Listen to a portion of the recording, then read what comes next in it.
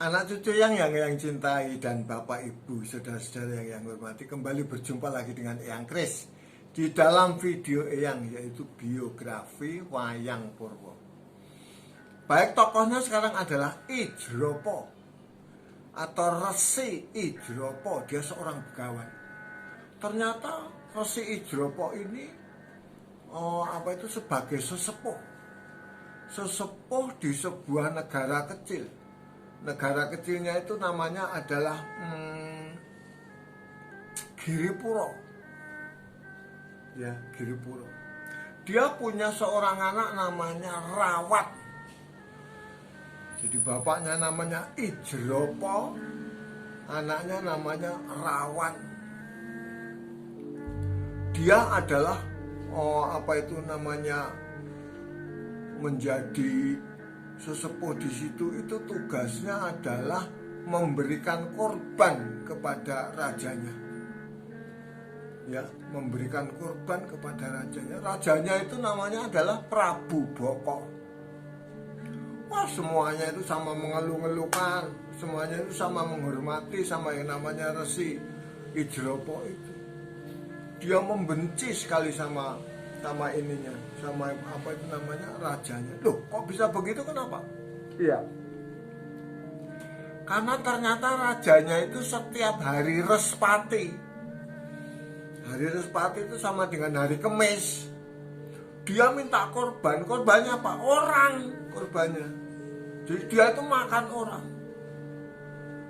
Ya, makan orang Prabu Boko itu. Wah, Idropo bingung bagaimana cara menyediakan orang itu. Akhirnya dia mempunyai keputusan, semua para penjahat, para bandit, para maling, para durjana, para begal, itu yang ketangkep dimasukkan ke dalam kerangkeng. Terus setiap hari Kamis diambil satu-satu, dikasih untuk korban rajanya itu. Karena hukumannya itu begitu berat, yaitu hukuman mati. Hukuman matinya dimakan lagi sama rajanya itu. Maka rakyat Giripuro pada nggak berani berbuat jahat. Akhirnya apa? Akhirnya kekurangan penjahat. Lah kalau sudah kekurangan penjahat, yang mau dikasihkan rajanya siapa? Ya. Akhirnya Resi Idropo menghadap Prabu Boko itu.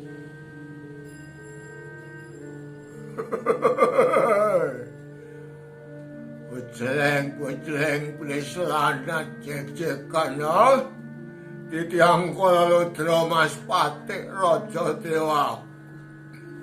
Idropo, kula wonten ingkang dawuh pangandika Gusti.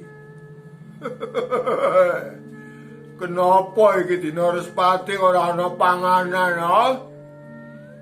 Apa kowe wis ora iso golek panganan? Lho niki Gusti sampun telas. Lajeng kados pundi kersa paduka Gusti? Ya wis, iki anakmu wis Rawan kawane rene lak pangane Idropo.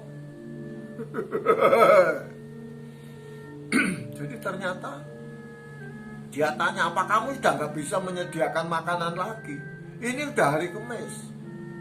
Idropo bilang udah habis. Ya sudah, kalau habis anakmu aja. Akhirnya Idropo pamit mengambil anaknya. Wah, sampai di rumah nangis.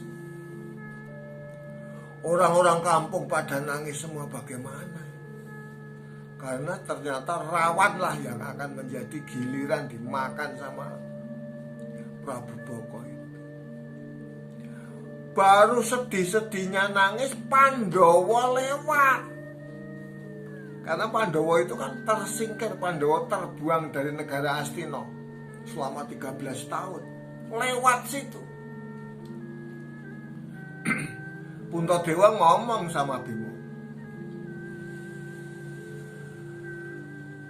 adikku wong gagah prakoso sembodo prawiring ayuda. Bimo, Barep kakangku apa? Itu lihat itu. Semuanya pada nangis itu rakyat kecil. Coba kamu tanya kenapa itu. Datangin. Begitu didatangin, yang ngomong adalah Resi Ijropo itu. Wah, ini begini Raden. Jadi kami setiap hari Respati, setiap hari Kamis itu harus menyediakan kurban untuk raja kami, yaitu Prabu Boko berwujud orang. Lah sekarang sudah habis, jadi gilirannya anak saya Sirawan. Bagaimana Raden enaknya? Oh, aku hai, katanya aku saja. Wah, udah langsung dicopot bajunya, itu tinggal pakai sempak doang itu si Bimo itu. Dilumuri rempah-rempah. Begitu terus ditidurkan di bambu gitu. Yang dianya gotong. Yang gotong orang 20 atau orang berapa. Langsung dihadapkan ke siapa itu namanya, Prabu Boko. Prabu Boko lihat tuh, wah seneng banget. Tumben kamu Ijropo, biasanya kamu kalau ngasih itu orangnya kurus. Hah? Kurus kering, tulang mulu. Ini kamu ngasihnya, wah gede, gagah, dagingnya gempal. Pinter kamu Ijropo. Wah, akhirnya disantap yang namanya Bimoseno itu oleh Prabu Boko. Yang pertama kali dimakan apanya? Pahanya. Lah kok kerasnya kayak batu begini pahanya. Paha yang satu lagi. Loh, kok keras begini? Ya lama-lama sih yang namanya Bimo geli. Langsung ditendang itu yang namanya Prabu Boko. Jatuh Prabu Boko. Wah, rakyat Giripuro bersorak semua.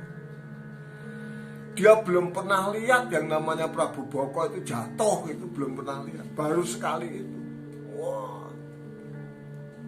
Terjadilah perang tanding antara Bimo dan Prabu Boko tadi. Akhirnya apa?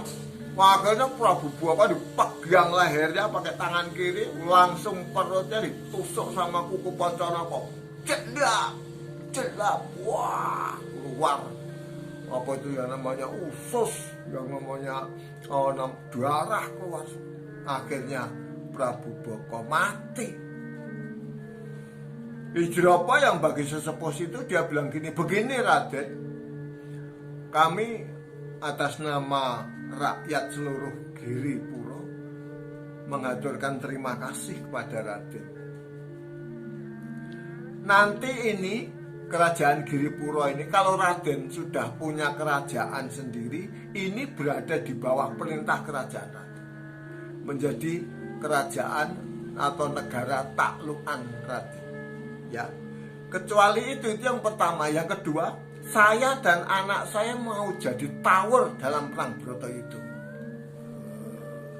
Apa sih artinya tower itu? Tower itu artinya dia berkorban untuk negara. Dia berkorban di dalam pertempuran untuk negara. Itu tower. Nah, sekarang tower antara remaja gimana ya? Karena apa? Karena si remaja-remaja itu nggak ngerti artinya tower tadi. Jadi tower itu artinya berkorban untuk kejayaan negara. Berkorban di dalam sebuah pertempuran untuk kejayaan sebuah negara.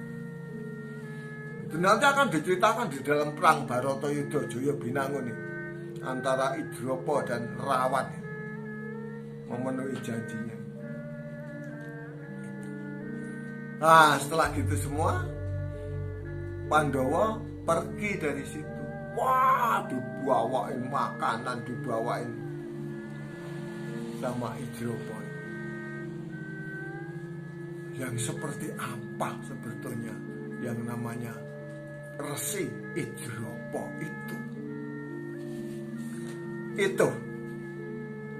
Ini Resi Ijropo, sesepuhnya kerajaan Giripuro, ya, yang tiap hari Kamis harus menyediakan 1 orang untuk dimakan rajanya. Nih, ya, Resi Ijropo. Bapak, Ibu, dan saudara anak cucu yang cintai, sampai jumpa di video yang mendatang. Jangan lupa subscribe, like, share, kasih komentar. Oke.